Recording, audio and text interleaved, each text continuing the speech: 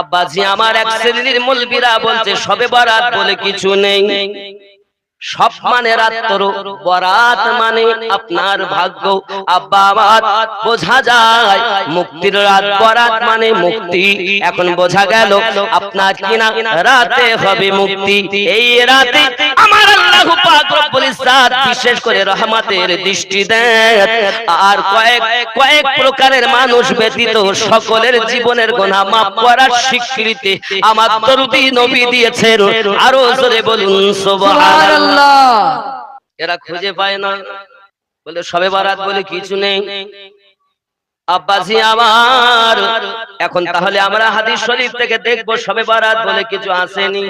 عن معاذ بن جبل عن النبي صلى الله عليه وسلم قال يطلع الله إلى جميع خلقه ليلة النصف من شعبان فيغفر لجميع خلقه إلا للمشركين أو مشاهين. قال الحيشمي رواه الطبراني في الكبير ولا أوسط ورجاله ثقات. জোরে বলুন সুবহানাল্লাহ। হযরত মুআয বিন জাবাল রাদিয়াল্লাহু তাআলা হতে বর্ণিত নবী করিম সাল্লাল্লাহু আলাইহি সাল্লাম বলেন, আল্লাহ তাআলা মধ্য শাবানের রাতে নিজ সমস্ত সৃষ্টির প্রতি আত্মপ্রকাশ করেন এবং মুশরিক ও হিংসু ব্যক্তি ব্যতীত তার সমস্ত সৃষ্টিকে ক্ষমা করে দেন। জোরে বলুন। ইমাম হায়সামি বলেন হাদিসটি সহিহ সনদে বর্ণিত। আরো জোরে বলুন সুবহানাল্লাহ। আব্বাজি আমার হাদিসটি কোথায় আছে খুব ভালো করে বুঝুন।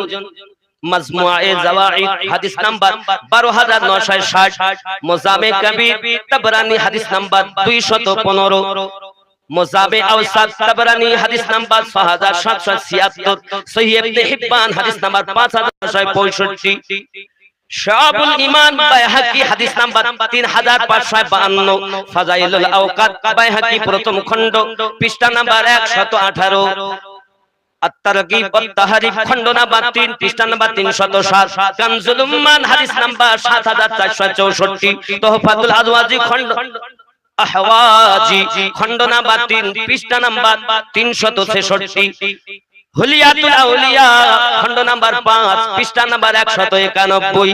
এখন হাদিসটি কেমন সহিহ হবে একটুখানি দেখি। ইমাম মুনাজিরি বলেন রাওয়াহু তাবরানী ওয়া ইবনে হিব্বান ফি সহিহ। হাজর কোন সুবহানাল্লাহ।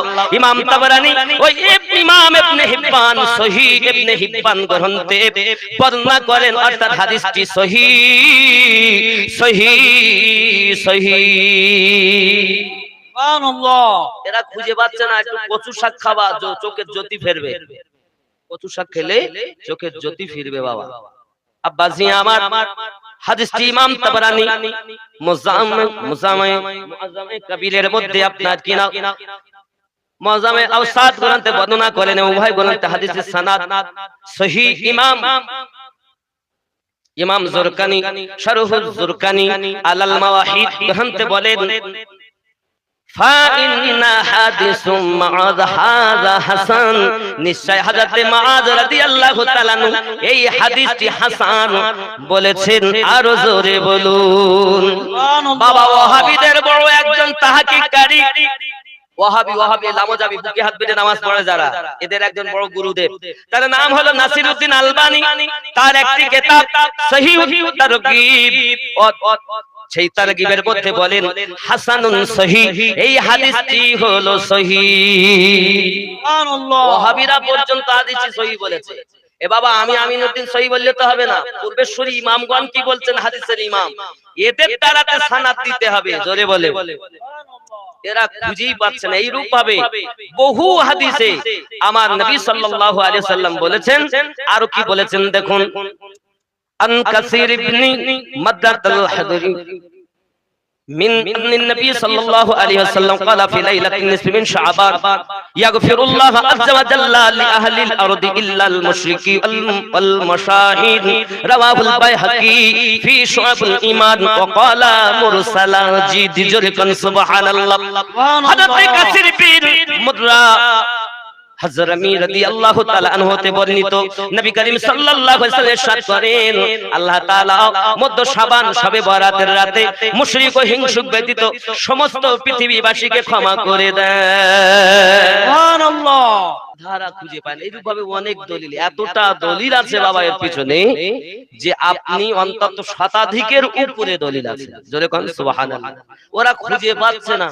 আব্বাজি আমার শুধু তাই নয়, আপনি আরো দেখুন পূর্বেশ্বরী ইমামগণ কি বলেছেন। আন আবি সালিবাতান আন আবি সালিবা আল খামখাশনি আন নবী সাল্লাল্লাহু আলাইহি ওয়াসাল্লাম النبي صلى الله عليه وسلم قال إذا كان ليلة النصف من شعبان اطلع الله إلى خلقه فيغفر للمؤمنين ويملي الكافرين ويدعو أهل الحقد بحقدهم حتى يدعوه رواه البيهقي وقال هو جلكنا سبحان الله। হে বাবাজি আমার এক কথায় পূর্বেশ্বরী সমস্ত ইমামগণ শাবানের মধ্যরাত্রকে আল্লাহ পাক আল্লাহ তাআলা বরকতময় বানিয়েছেন। এত বরকতময় तमाम পৃথিবীর মানুষকে আল্লাহ maaf করে দেন। maaf করেন না জাদুকরকে, maaf করেন না হিংসুকে, maaf করেন না আপনার আত্মীয়তার বন্ধন ছিন্নকারীকে, maaf করেন না মদপানকারীকে, মা বাপের নাফরমান সন্তানকে maaf করেন না। হে বাবাজি আমার, কিন্তু কেউ যদি গুনাহ কাবীরা করে আর আল্লাহ পাকের কাছে যদি ক্ষমা ভিক্ষা করে আমার আল্লাহ পাক আল্লাহ তাআলা তাকে maaf করে দিবে। সুবহানাল্লাহ। আমরা পাই তাই আমরা করি। আব্বাজি আমার আরো ওরা বলতেছে করা যাবে না। হ্যাঁ ওরা এটাও বলছে করা যায়। যেমন আরো একটি হাদিস পাওয়া যায় আম্মা জান আয়েশা রাদিয়াল্লাহু তাআলা তিনি বর্ণনা করেন একদিন আমার নবী পাক সাল্লাল্লাহু আলাইহি ওয়াসাল্লাম আমার ঘরে এসেছেন, ইবাদত বান্দেগী করতেছেন, এমন ইবাদত করতেছেন, কান্নাকাটি করতেছেন নবী আমার। আমি হঠাৎ মনে করলাম বুঝি নবী আমার দুনিয়া থেকে ইন্তেকাল করে গেছেন। আমি আয়েশা রাদিয়াল্লাহু তাআলা আনহা আমার নবী পাকের ইবহাম আঙ্গুল মোবারকাকে আপনার হিলিয়ে দিলাম। আমার নবী পাক সাল্লাল্লাহু আলাইহি সাল্লাম নামাজ সমাপ্ত করে বললেন ও গো বিবি আয়েশা, তুমি এমন করে ইবহাম আঙ্গুলকে হিলিয়েছো, তুমি মনে করেছো আমি তোমার হকে ফাঁকি দিয়েছি? হুজুর গো না না না, আমি মনে করলাম বুঝি আপনি দুনিয়া থেকে ইন্তেকাল করে গেছেন, কারণ আপনার নড়াচড়া দেখতে পাচ্ছি না, আপনি নীরব নিস্তব্ধ হয়ে গেছেন হুজুর। এই জন্য আমি আয়েশা রাদিয়াল্লাহু তাআলা আনহা আপনার ইবহাম আঙ্গুলকে আপনার কিনা হিলিয়ে দিয়েছি। আমার আপনার নবী বলেন ও গো বিবি আয়েশা, তুমি জানো আজকের কোন রাত হলো? এই রাতটার নাম হলো লাইলাতুল মুবারাকা, যাকে শবে বরাতের রাত বলা হয় বিবি। এই 14 শাবান দিবাগত রাত আল্লাহ পাক তার বান্দা বান্দীকে maaf দেবেন বলেছেন, স্বীকৃতি দিয়েছেন বলে আমি নবীর কাছে শুধুমাত্র রোনাজারি করি, আল্লাহ আমার উম্মাত আপনি maaf করে দিন। সুবহানাল্লাহ। আব্বাজি আমার আরো একটি হাদিস পাওয়া যায় আম্মা জান আয়েশা রাদিয়াল্লাহু তাআলা আনহা বলেন একদিন আমি নবী পাককে পেলাম না আমার গৃহে। আমি আপনার কিনা খুঁজতে লাগলাম, হঠাৎ করে আমি আমার নবী পাককে পেয়ে গেলাম জান্নাতুল বাকি জান্নাতুল মানওয়ারার নিকটতম কবরস্থান জান্নাতুল বাকির মধ্যে। এমন সমাধি আমি নবী পাকের সঙ্গে দোয়াতে শামিল হয়ে গেলাম, কারণ আমার আপনার নবী ওই আপনার 14 শাবান দিবাগত রাতে জান্নাতুল বাকির কবরস্থানের মধ্যে ঢুকে সমস্ত উম্মতানের জন্য দোয়া চাচ্ছেন। জোরে বলুন সুবহানাল্লাহ। এখন এইখানে দেওবন্দি ওয়াহাবিরা বলে একা একা যাও, সবাইকে নিয়ে যাওয়া যাবে না। ওরা বলতেছে বেদাত বেদাত বেদাত, এই বলতে না। হ্যাঁ বন্ধুরে, ওরা বলতে চায় আমার নবী পাক একা গেছেন, তুমি লোক ডেকে নিয়ে যাওয়া কেন? ওরা বলে বেদাত। আমি আরো আপনাদেরকে দলিল দেব জিয়ারাতের প্রসঙ্গে সাহাবী রাসূল করেছেন কিনা। ওরা তো জিয়ারাতকে মানতেই চায় না বাবা। সোনামানিক আমার পৃথিবীর জমিনে তারা বলতে চায় বেদাত, বেদাত মানে নতুন আবিষ্কৃত। আচ্ছা মাইকে ওয়াজ করছি, এটা কি বেদাত না ভালো? বেদাত, কিন্তু এটা ভালো বেদাত নাকি? এটা ভালো বেদাত।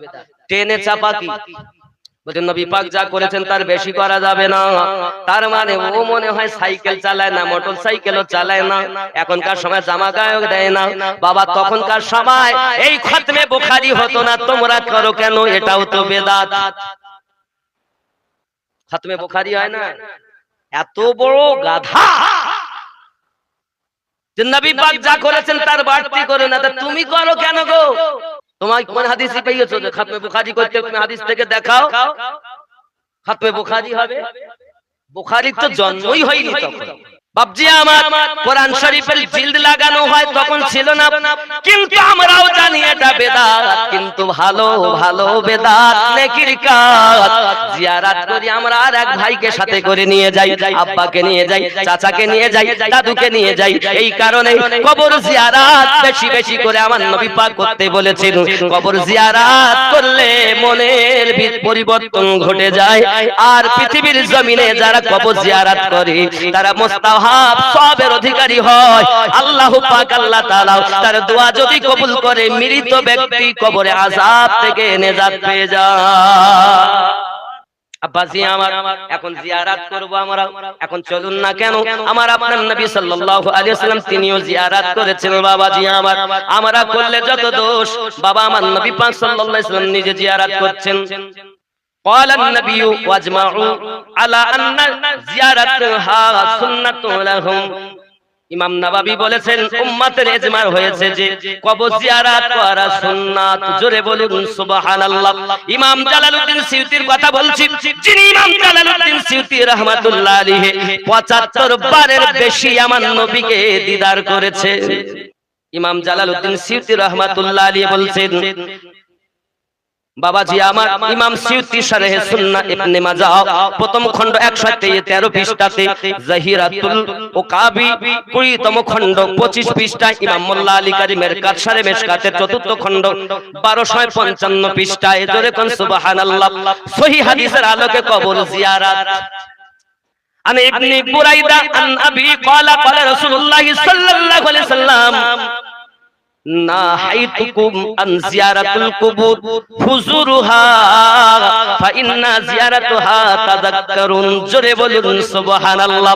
হযরত ইবনে বুরাইদা রাদিয়াল্লাহু তাআলা আনহু তার পিতা সূত্রে বর্ণনা করেন, তিনি বলেন রাসূল পাক সাল্লাল্লাহু আলাইহি সাল্লাম বলেছেন, ইতিপূর্বে আমি তোমাদেরকে কবর জিয়ারত নিষেধ করেছিলাম, এখন থেকে কবর জিয়ারত করো, কেননা জিয়ারতের মাধ্যমে পরকালের কথা স্মরণ হয়। আর জোরে বলুন মুসনাদে ইবনে জাদ হাদিস নাম্বার 1989, মুসনাদে আহমদ হাদিস নাম্বার 22958, সহিহ মুসলিম শরীফ হাদিস নাম্বার 2305, সুনানে আবি দাউদ হাদিস নাম্বার আপনার কিনা 3235, মুসনাদে বাজ্জার হাদিস নাম্বার 4435, ইমাম নাসাই সুনানে কুবরা হাদিস নাম্বার 2171, সুনানে নাসাই হাদিস নাম্বার 2032, আল মুনতাকা হাদিস নাম্বার 863, সহিহ ইবনে হিব্বান হাদিস নাম্বার 5391, ইমাম তাবারানী মুজামুল আওসাত হাদিস নাম্বার 2966,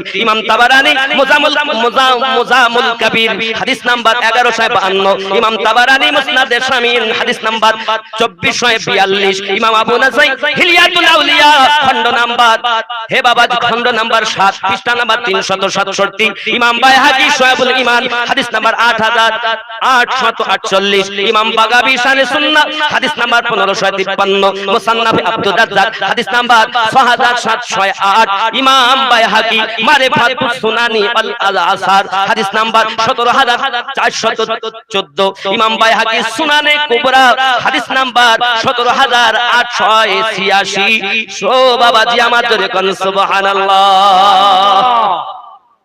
ফুজুরুহা, তোমরা করো।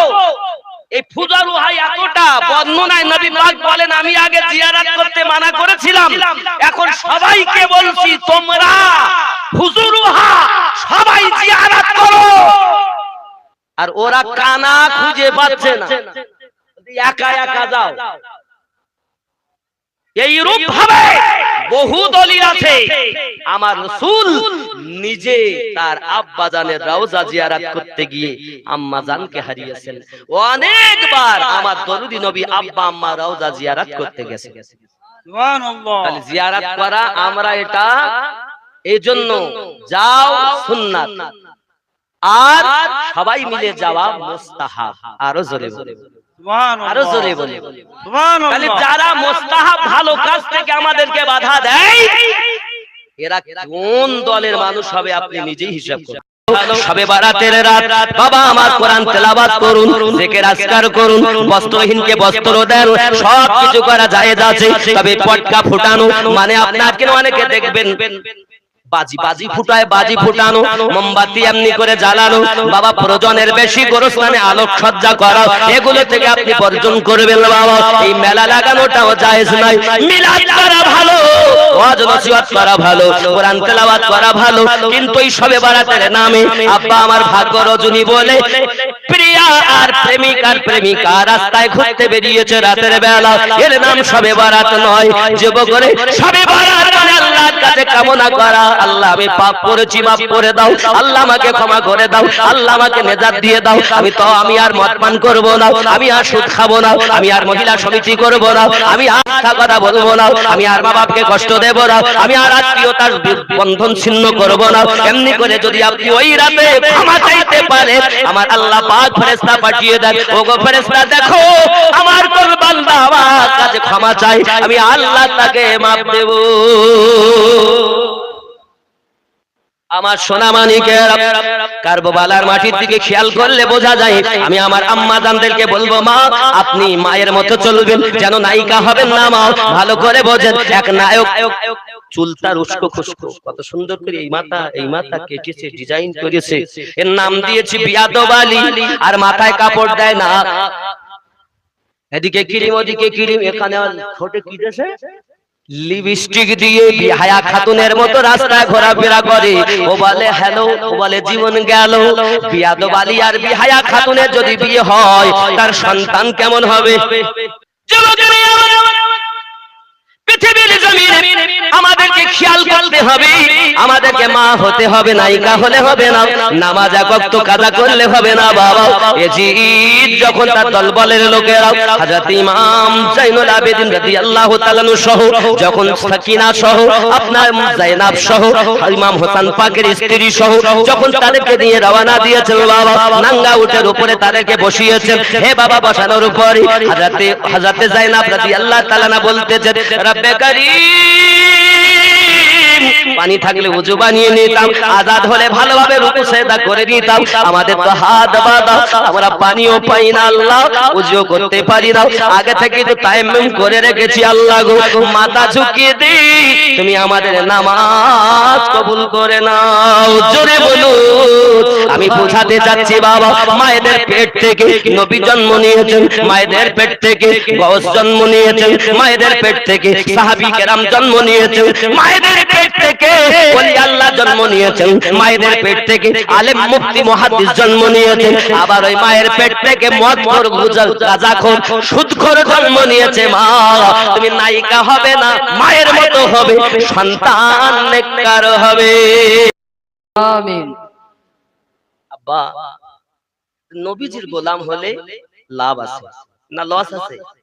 রাসূলের গোলাম যারা হয়েছে সবাই লাভবান, গাছপালা ইট পতঙ্গ যারাই হয়েছে প্রত্যেকেই লাভ। আমরা হয়তো নবীকে ভালোবাসতে জানি না বাবা, শুধুমাত্র একটি মদিনা মুনাওয়ারাতে যাবেন, মসজিদ নববীর কোণে একটি গাছ রাখা আছে, খেজুরের শুকনো কাঠ আছে। আমার দয়াল নবী একদিন উম্মতানদেরকে নিয়ে আলাপ আলোচনা ওয়াজ নসিহত করতেছেন, আলোচনা করছেন, আর কান্নার আওয়াজ মিটি মিটি কানে আসতেছে। আমার রাসূল বলেন, কে কাঁদে গো? হযরতে আবু বকর রাদিয়াল্লাহু তাআলা মসজিদ নববীর দিকে ছুটে ছুটে যাইয়া দেখে একটি খেজুরের কাঠ বাচ্চার মতো কান্না আরম্ভ করে দিয়েছে। সেই বাচ্চার মতো কান্নার আওয়াজ হয়, এসে বলতেছেন, দরুদি আপনার বিরহে ওই খেজুরের শুকনো কাঠ কান্না করতেছে। কোন কাঠ আবু বকর? যে কাঠের উপরে আপনি স্পর্শ করি এমনি করে হাত মোবারকা রেখে খুতবা দিতেন, ওয়াজ নসিহত করতেন, ওই খেজুরের কাঠটা আপনার জন্য কান্না করতেছে। আজ আপনি তাকে দূরে রেখেছেন বলে খেজুরের কাঠটা কান্না করতেছে। ওই খেজুরের কাঠ বলতে চায় আবু বকর আমার নবী যে ওয়াজ করে আমাকে যদি স্পর্শ করে করতো আমার নসিব কত ভালো হতো। আমার রাসূল আমাকে দূরে রেখেছে বলে এই দূরত্বটুকু আমি সহ্য করতে পারি না।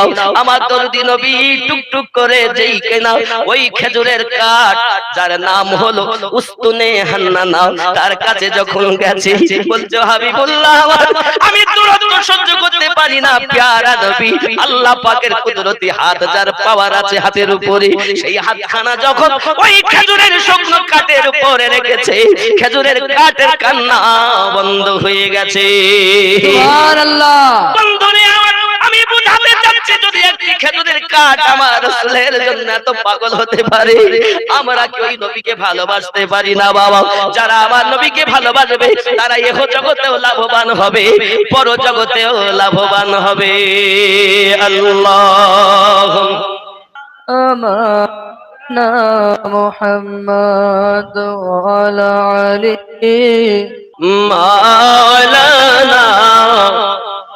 আব্বাজি আবার অনেক কথা রয়েছে বাবা। অফার সিম অফার সিম দেখেন না কত অফারে সিম নেওয়ার জন্য লোক পাগল।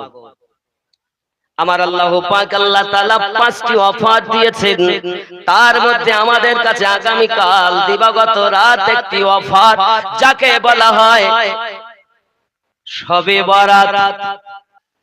অনেকে বলে কথা মিথ্যা কথা, তাহলে যারা ফুরফুরা সিলসিলার মানুষ আমি তাদের বলতে চাই যদি তাই হয় আমাদের পীরে শুধু না আপনারাও তো বর্ণনা করেন আপনাদের পীরের সম্পর্কে কিরকম, তাহলে বোঝা যাচ্ছে।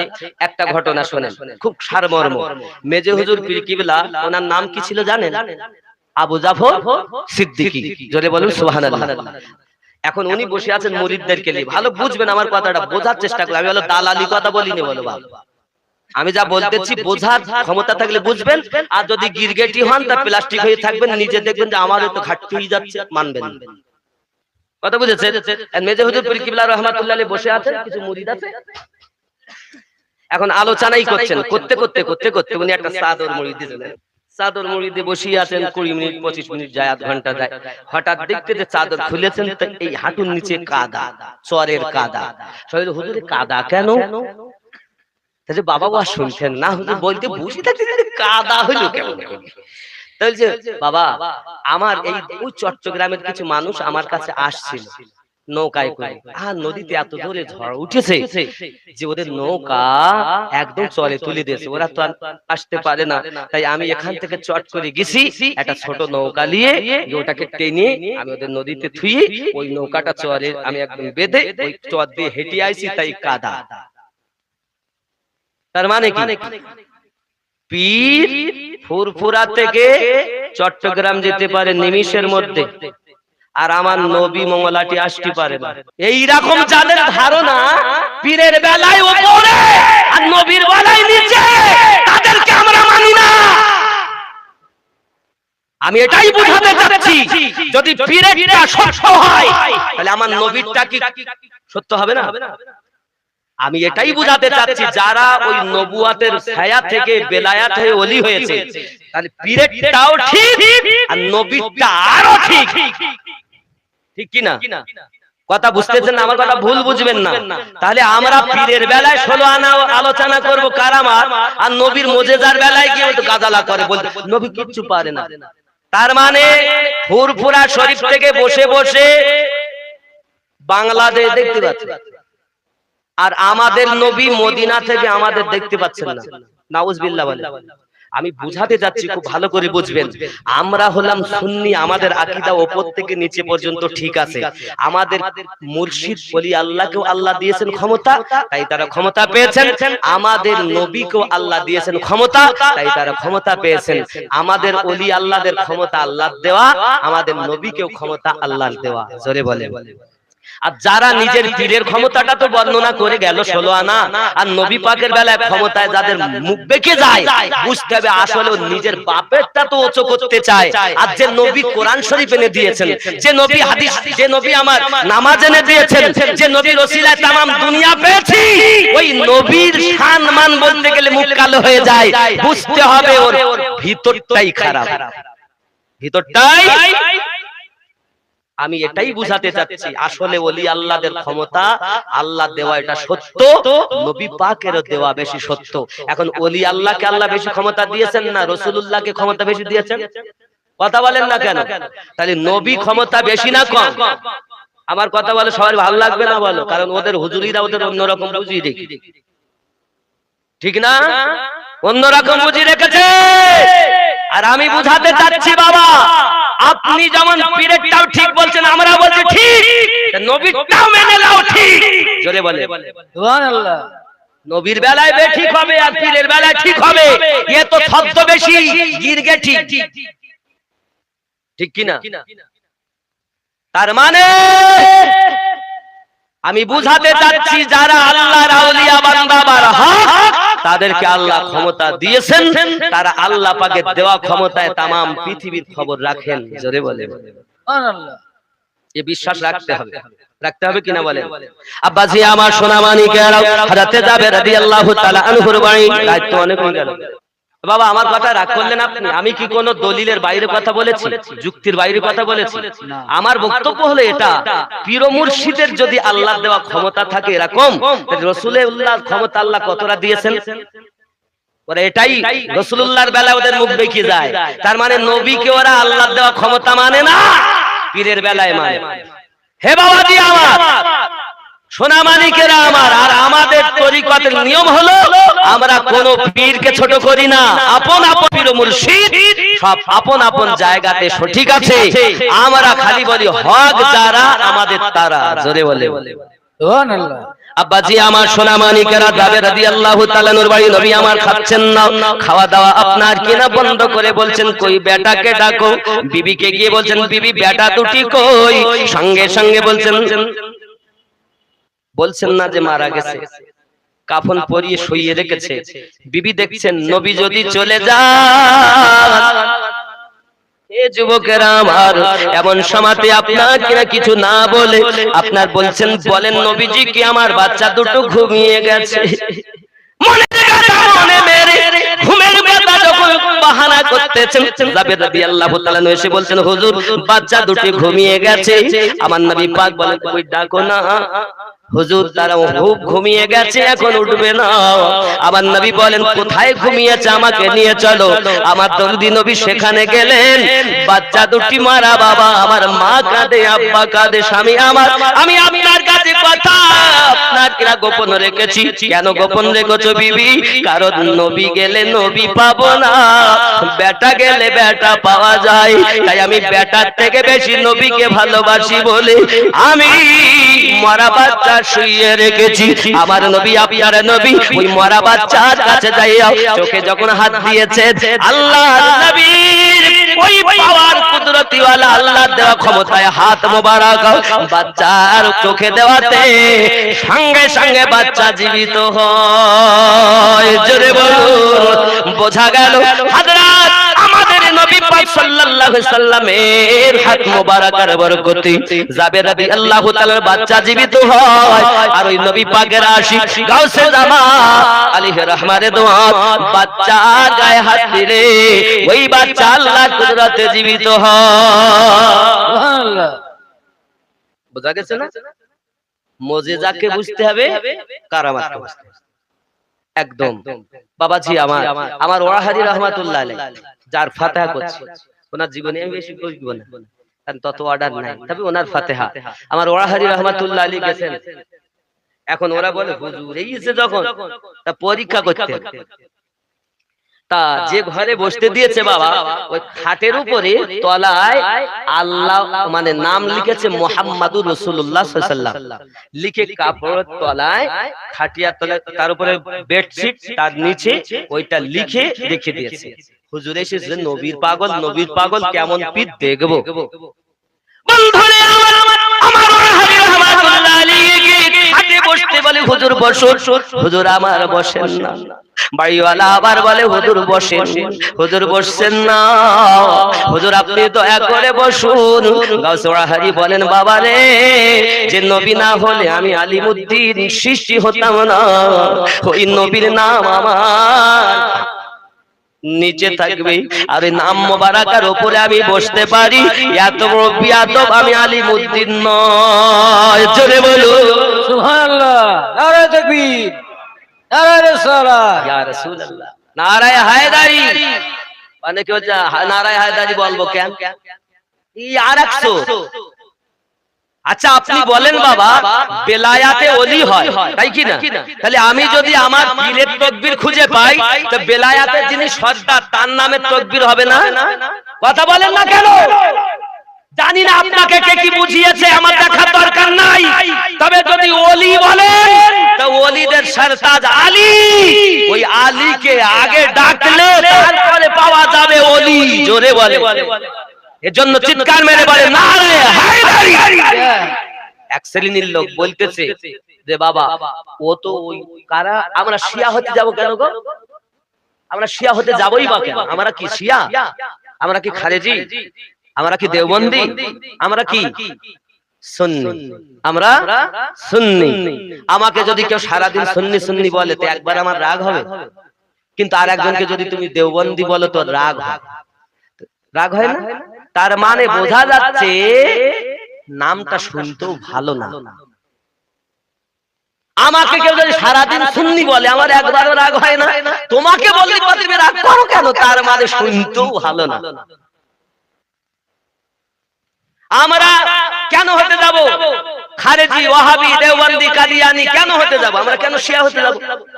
এবার আমি আপনাদের, শিয়া এর অর্থ হলো অনুসারী। শিয়া মানে কি? অনুসারী, অনুগামী। এটা বানানো দল।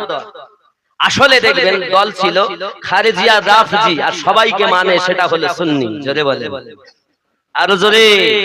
হে বাবা, পৃথিবীর জমিনে আমরা শিয়া নই। বলছে না না, ওরা ডাকে পাগল, ওরা ডাকে ওদের মতো করে, আমরা ডাকি আমাদের মতো করে।